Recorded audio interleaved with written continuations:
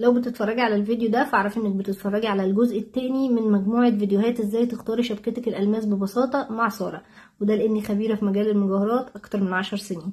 هكلمك الاول على الالماس وبعدين هنتكلم على الشبكات الذهب. في الجزء الاول اتكلمت على انواع الشبكات عشان تبقي نازلة محددة هدفك من غير ما تحتاري، والفيديو ده هتلاقيه موجود في الريلز على الصفحة. النهاردة هكلمك على القاعدة الشهيرة اللي دايما بتسمعيها من اي خبير مجوهرات، اللي هي الفور سي. لما بتعملي سيرش عشان تفهمي اكتر عن الالماس بتلاقي اول حاجه ظهرت لك هي قاعده الفور سي، اللي بناء عليها بتقدري تشتري او تقيمي الالماس. قاعده الفور سي دي يعني ايه؟ يعني عندنا 4 سي. الاربعه سي دي اول حاجه الكلر، وهو لون الحجر اللي بتشتريه، وعندنا الالماس مكون من 23 لون للحجر وهنرجع لهم باستفاضه. الكلاريتي درجه وضوح او نقاء الحجر اللي هو كان VS1 او VS2، وبرضه هفهمكم باستفاضه يعني ايه. والكات، وده شكل تقطيع الحجر نفسه من جوه، ودي هتترتب عليه حاجات كتير جدا هشرحها لكم. الكارت اللي هو حجم الحجر، كنت بتشتري نص قيراط، 0.5، تلت قيراط، 0.3، او قيراط او 2 قيراط، ده على حسب ما انتي هتشتري حجم الحجر. الوان احجار الالماس زي ما قلنا هم 23 لون من الدي للزد، متقسمين ل5 كاتيجوري، وهم الكالرلس، نير كالرلس، فينت يلو، والفيري لايت يلو، واللايت يلو. ولو احنا اشخاص بنشتري فاهم حاجه عندنا اول 2 كاتيجوريز اللي هو الكالرلس والنير كالرلس. اول واحده بتتكون من الدي والاي والاف في الالوان، ودي حاجه مهمه جدا بالنسبه لنا. وتاني واحده من الجي والاتش والاي والجي. طيب ساره، انا تهت منك وعايزه اطبق كلامك على ارض الواقع. يعني وانا بشتري شبكتي اللي هي المشغولات الجاهزه من محلات المجوهرات بتكون الكالر بتاعتها ايه؟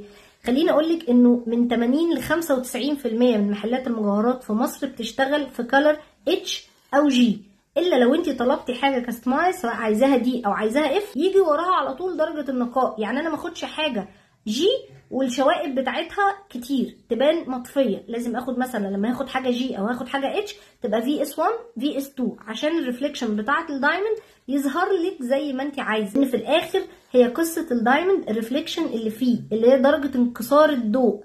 لما الحجر بيكون فيه شوائب يبان مطفي حتى لو جبناه اف، لو الشوائب بتاعته كتير. كده هكون طبقت اول جزء في قاعده الفور سي اللي قلتها لكم. الكالر ما يقلش عن اتش لو انا بشتري، والكلاريتي اللي هي درجه النقاء او الشوائب اللي فيه ما تقلش عن VS2.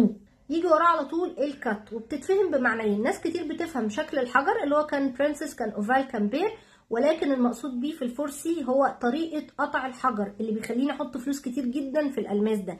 طريقه قطع الحجر دي بيترتب عليها حاجات مهمه. احنا بنشتري الحجر الالماس ده عشان الريفليكشن اللي خارج منه. الحجر ده لو اتقطع غلط كان طويل، الاضاءه دي تخش ما تنكسرش، فبالتالي انا جايبه حجر الماس على الفاضي. لو الحجر ده مش مقطوع صح يبقى انا بحط فلوس في الهواء. فانا هقول لكم بقرا ازاي ده، او انا بشوف ده ازاي في الشهاده. كان الحجر اكسلنت، كان فيري جود، كان جود، يبقى تمام انا اقدر اشتري الحجر الالماس ده وانا مطمنه، لانه هيديني الريفليكشن او شكل الاضاءه اللي انا عايزاه، اللي هو بناء عليه بيخليني اصلا اشتري الالماس. خلي بالكم جدا من طريقه قطع الحجر اللي بتبقى مكتوبه في الشهاده، والكلام دوت على الاحجار المقفوله مش المشغولات اللي احنا بنشتريها.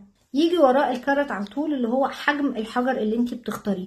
طبعا لو انت بتعملي حاجه مخصوصه ليكي فتقدري هنا تتحكمي في حجم الحجر، كان قيراط واحد صحيح، او كان 0.5 نص قيراط، او كان 0.3 اللي هو تلت قيراط، او ايا كان حجم الحجر اللي انت هتختاريه علشان تركبيه على الخاتم بتاعك. بس لو بتشتري مشغولات جاهزه فالافضل انك تعرفي فيها قد ايه من الدايموند، يعني فيها قيراط او قيراط وي او قيراط الا، لازم تعرفي فيها قد ايه من الدايموند وفيها قد ايه من الذهب، لان ده اللي هيفرق معاكي ساعه البيع على حسب البوليسي اللي هم حاطينها. واخيرا خليني اقول لك سر من اسرار المجوهرات اللي محدش من اصحاب المحلات هتلاقيه بيقولهولك.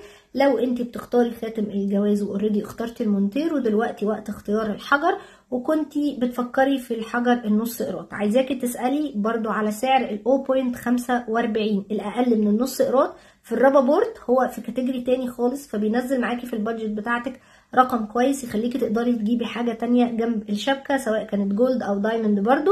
فدي حاجه موفره ليكي وبيديكي نفس شكل النص قيراط، يعني لو هما جنب بعض ما تقدريش تطلعيهم من بعض. والحاجه التانية اللي عايزه اقولها لك، لو المونتير بتاعتك كان الكالر بتاعها اوريدي جي هاتي الحجر نفس اللون، ولو الكالر بتاعها اتش هاتي الحجر اتش عشان يبقى الخاتم كله بتاعك ميه واحده ما يبانش فيه درجه صفار متغيره. والمعلومتين اللي فاتوا دول مهمين جدا، ركزي عليهم كويس. ولو عايزه تعرفي بقيه اسرار المجوهرات تابعيني، انا اسمي ساره، وارجعي اتفرجي على كل الفيديوهات. اشوفكم في الجزء اللي جاي.